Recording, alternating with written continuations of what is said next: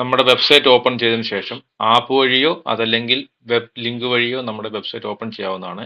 Open ചെയ്തതിന് ശേഷം നമുക്ക് വേണ്ടിയ പ്രൊഡക്റ്റ് സെലക്ട് ചെയ്യുക.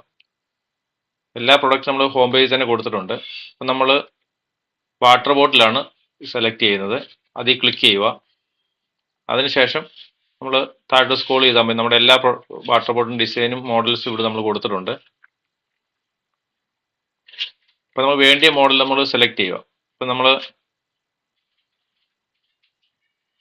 ഇതാണ് സെലക്ട് ചെയ്യാൻ പോകുന്നത്, കസ്റ്റമൈസ് ചെയ്യാൻ പോകുന്നത്. അപ്പോൾ ഈ ഒരു ബോട്ടിൽ നമ്മൾ കസ്റ്റമൈസ് ചെയ്ത് കാണിക്കാം. അവിടെ ക്ലിക്ക് ചെയ്യുക. ഇതേപോലെ ഓപ്പൺ ആയിട്ട് കിട്ടും. നമുക്ക് ഫോട്ടോ ആഡ് ചെയ്യാൻ വേണ്ടിയിട്ട് ഇവിടെ നമ്മൾ ഫോട്ടോ ആഡ് ചെയ്ത് കൊടുക്കാം.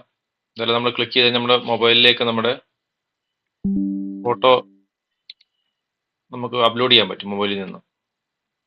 അപ്പോൾ അവിടെ ക്ലിക്ക്